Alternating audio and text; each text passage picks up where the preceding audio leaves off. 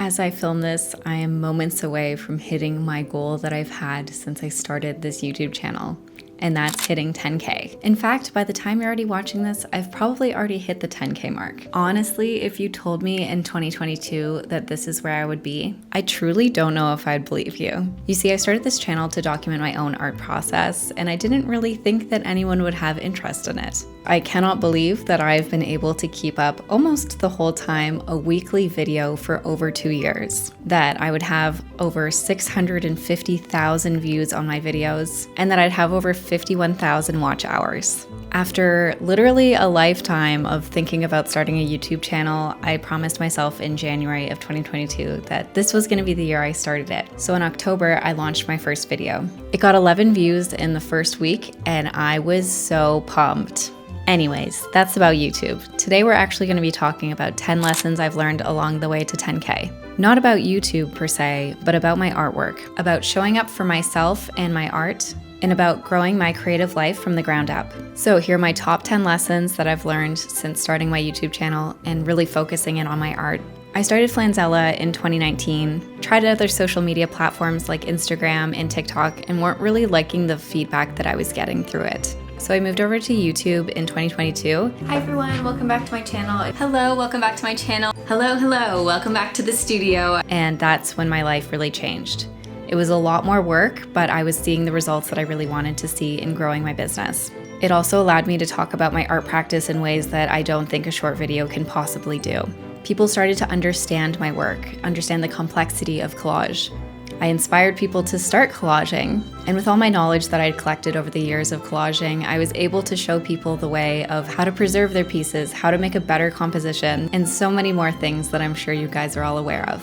So let's start with lesson 1, and that is, to become an artist, you need to make art. Previously, before starting a YouTube channel, I was not being consistent with my art. I was waiting for the feeling to come that I would be inspired, which for a lot of people doesn't happen that often. And through this, I learned that motivation isn't just one thing, it's discipline. By starting my channel and making a video a week, I realized that I would have to create every single week. And that kept me consistent on my art making, which I think overall made me way better at my practice. A lot of people feel like they can't call themselves an artist because they don't feel like one. You earn the title by doing the work. It's that simple. I started blocking time every single week for my practice, and instantly I could see all the improvements I was looking for. This is what I advise other artists to do, is literally block your calendar and do not book anything else at those times. And make sure that you actually practice. If you're not really in the mood and you had a bad day, honestly, making art will fix that. If you are a creative, you usually need some sort of creative outlet to burn off that type of steam and energy. When I'm not really in the mood, sometimes I'll just set a 15-minute timer. I won't set an alarm, but a timer. And that way, if I really don't want to be making at the 15-minute mark, I'm allowed to pack up and go. But every single time I do that, it's like an hour later when I'm checking my phone. So I highly recommend. Sometimes it just takes a while to get there. It's like going to the gym. Sometimes the hardest part is just getting there. Lesson number 2 is that consistency builds confidence. In the early days of making videos, I really wasn't sure what I was planning on doing. I was just, as I said, making the videos for myself. And then once people started watching, I kind of freaked out because I was like, am I even good enough for people to watch these videos? Do they deserve to watch this content? Not in that it's like too good for them, but like because I was scared to put myself out there, and I was putting myself out there. By being consistent, even when I wasn't inspired, I started to trust my practice, and that's when I felt like I could do live streams. An hour long where you're on the spot with people watching you to make a piece in real time. That's very scary. But again, once I did these things over and over again, like creating something good every single week, I realized that I had the confidence I needed to continue on this. As I've said in a previous video as well, I'll include it, is that confidence is not competence. But having competence gives you confidence, if that makes sense. Prove to yourself that you can show up and you can make an art piece that you kind of like a lot of the time. It doesn't need to be all the time. I certainly do not like everything I make, and that will never happen.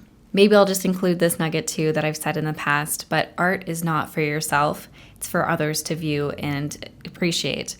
So for me at least, art is about creating a vessel that you can pump all of your creative energy through to make something. Sometimes this is about getting an emotion out of your body. Sometimes it's a feeling, or maybe using your subconscious to bring some story out that you didn't even know you were thinking about.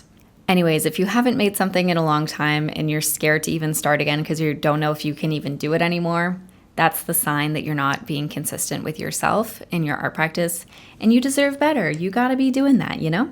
Now, I'm not saying everyone needs a YouTube channel, but I am saying that having it and being able to make a video a week for myself, for you guys, for anyone, made me consistent because I had to be creating all the time. It really got me in the habit, and even till this day, I think that I'm able to create every single week now because I was pushing myself to make videos where I was creating art. And that's why my video quality, I think, has also gotten better.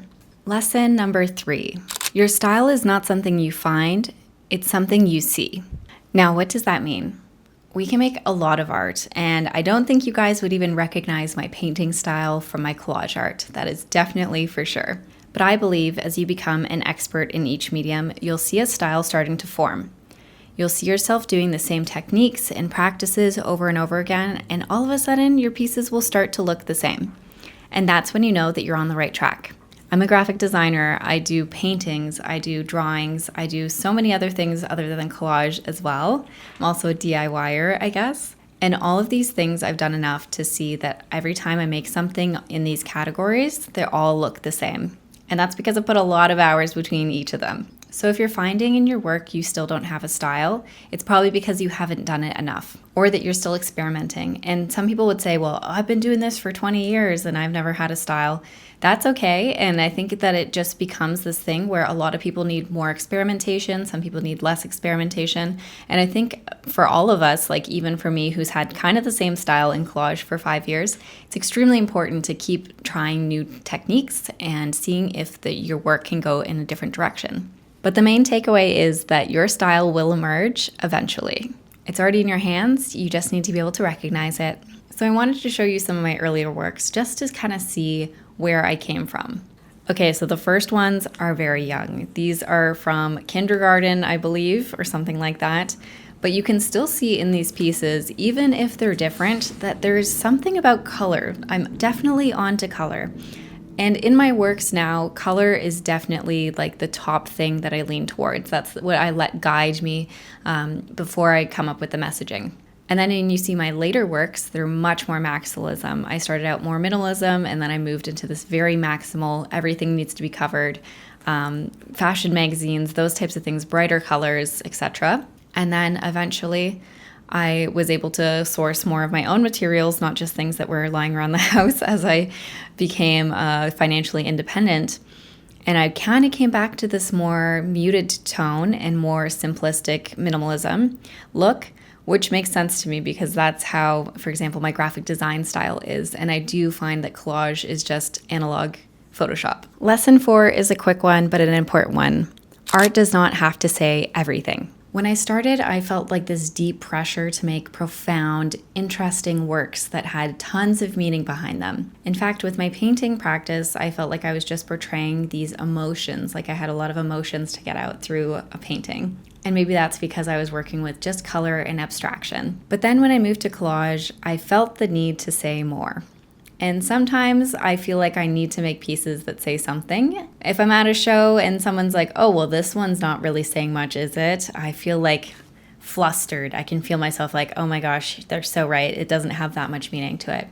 But what I've realized is that that's okay. Not every day am I going to have a deeply opinionated artwork to pump out. Sometimes it's okay for the artwork to just be funny. It's okay if they whisper and not shout. But I will say a lot of my work has a megaphone attached to it. It's screaming some political message. Number 5 is that creative ruts are part of the cycle. Over the last years, there have been weeks where I did not want to collage. There's been a month where I haven't, and that's when I'm usually doing more talking videos, I will admit to that. But I've learned to treat that as a signal and not a stopping sign. It's usually a sign that I want to create something else and that I need to channel my creative energy through something else. This could be a DIY project, it could be painting, it could just be like cleaning the house, honestly, or rearranging a room. There's different types of creative outlets, I would say, and a lot of us only stick to one medium a lot of the time, and then we'll be like, oh, why don't I want to do it? Well, maybe it's because you're burnt out from that one. I'm a pretty avid reader, I will say, and I've realized when reading nonfictions that sometimes my pace slows down. And if I read, for example, like 6 nonfictions in a row, I basically will have a couple days where I'm like, I don't even want to read. And what I've realized what I can do in this case is start reading fictions in between. So now I'll read a nonfiction, a fiction, a nonfiction, a fiction. And this has allowed me to read so much more. It's obviously not art, but it does show that variety will allow you to do more. And this is definitely something I'm hoping to implement a little bit more strictly in the future. For example, dedicating 1 week to a different medium or trying a different class, for example. Lesson 6, I think we're on lesson 6 now. Yeah, we're on lesson 6. Use what you have. In 2022, I certainly didn't have a studio. I worked at a little tiny desk and I made it work. This is something that I think a lot of people need to hear. Your creativity is not part of your tools, it's part of your resources.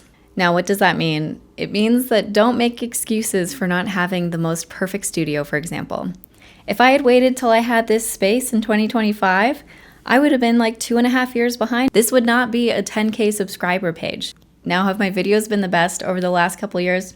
Absolutely not. They are not perfection and I could make them way better. But have I learned a ton over the time doing them? Absolutely. And same with my art practice. I've learned so much by running a business. I was thinking about this the other day, like what if I had waited till this exact moment to like start posting online?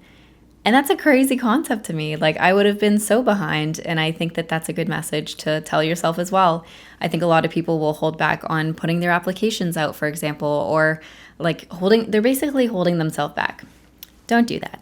Number 7, the process matters more than the results. Some of my most favoriteest pieces I've ever made have come from play and not from process. Sometimes it's just finding the 2 right papers that I'm like, there's something here that's pretty funny. A lot of people put way too much pressure on themselves to make a masterpiece every single time they're in their studio, and I think that they need to let loose on that. I definitely struggle with this when I had a notebook. I was like, what if I make a collage in my notebook that I absolutely love, and then it's like I can't sell it. I don't want to like give it to someone like because it's like on bad paper, for example. And I think that the trick to this is just having to let go of those thoughts completely. When I let go of making a masterpiece every time, I make better work. Period. I talked about this a lot on other videos, but separating yourself and your ego from your art is extremely important for this. You have nothing to do with your art besides the skill practice. It has nothing to do with you personally, what you make. And a lot of people tie their ego to their art. Am I good enough? Is my art good? Those types of things. Why? I don't even understand that kind of concept in my head. To me, I'm a vessel for making art. And I make the pieces, and then they are Flanzellas, and I'm Leah, and that's Flanzella. And I think that that's something that I didn't really even realize I was doing when I started like a business and made a name for it, that this whole thing would be this really interesting way of viewing art. I obviously live a very artistic life, and Leah lives a very artistic life, but my art generally, to me, is Flanzella. I hope that makes sense. Tip number 8, your life is your best material. The things you care about, the things you notice, the things that make you nostalgic, emotional, weird, different, whatever those things are, those are the things that make your art yours. Again, I know it's funny because I just said your art isn't you, but you got to get inspiration from somewhere. I think it's really important to lean into these things. For me, my humor comes through in my art, my opinions come through in my art. When it comes to my practice, when I'm showing my art at an art fair, for example, like last week, people always tell me such specific stories that my art brings them back to. And it really, a lot of them are sad, I'm not gonna lie, and a lot of them are nostalgic as well. One of my favorite pieces sold at the art fair, and it was called Milky Way, and the woman who bought it was Polish, and she said it reminded her of the exact way that her grandma made her Jell-O. And I thought that that was really sweet. Someone else said that my pieces that use fashion sewing magazine catalogs reminded them of cutting out the little paper dolls. He's gay, and he said that his family, every time he would find dolls, would rip them up, burn them, whatever, in front of him for, masculinity purposes. And he would cut out these little paper dolls and keep them under his bed, and it reminded him of that. And these are such specific memories that I'm so happy to cherish through my art and other people, but it depends. Like, every piece is going to bring out something different for each person. Most of these things to me are just subconscious, but to other people, it really brings them back to somewhere. And I think that that's important for artworks to touch someone emotionally. When people feel an emotional connection to an artwork, that's usually when they pull the trigger. So how can you make that happen? Lesson number 9, maybe the most important, is that you do not need permission to start. No one is ever going to come and tap you on the shoulder and say, it's time to start. That will not happen to you unless maybe this video is your sign. I'm telling you right now to make the art, share it if you'd like, sign up for an art fair if you'd like, or a booth fair, or make art prints for your friends. Whatever it is, do not hold yourself back. Life is already so hard. I think that people kind of underestimate this. People will always criticize you. There's always going to be a hater, whatever, if it's in your head or outside of your head with family members or whoever. Don't listen to them. Most people's criticism comes from their own fears and they're projecting them onto you. It's not real. Also, like, what's the worst thing that could happen? So this is my hint to you. Never criticize yourself. And last, but certainly not least, community makes everything better. 10,000 subscribers is not just a number. It's people that saw something in my art, decided that they wanted to see more of it. They clicked subscribe and they keep coming back. It's people who saw something in my art that I was brave enough to share online, putting myself out there. Let me tell you, there's nothing more humiliating than putting yourself out there the way a YouTube channel does it for you. It is humbling. The way I see it is that art gets deeper, it gets powerful. It's witnessed and talked about, criticized all together. I think that by having this channel, I've started a lot of very interesting conversations. I definitely see myself as a little bit of a philosopher when it comes to these videos. Maybe that's why people stayed. Getting 10K has been my biggest goal since I reached 1,000 followers and realized that maybe I was doing something right. I've been able to touch the lives of 10,000 people, whether that's to inspire them to create a collage, to start an art business, or just for comfort and hanging out in the company. Some of you look forward to seeing my videos every Saturday morning, curling up on the couch with coffee and taking their time to watch the videos first thing on their weekend off. I really appreciate that. So with genuine heart, I just wanted to say thank you all so much for being here. It means literally the world to me. The fact that I was hovering just under 10,000 followers and was able to do this full time shows just how engaged my community is. I don't need 1 million followers like some people do with an unengaged audience to do this leap and take a jump of faith. I just couldn't believe it that posting my art fair video last week got so many sales from you guys online. It really shows that, I'm not just talking into a void, but I'm talking at you guys, and I hope you feel that way as well. So to every single person who has watched, liked, commented, been here since the beginning, or been here and are new, just want to say simply, thank you. You've obviously noticed my work, and it means the world to me.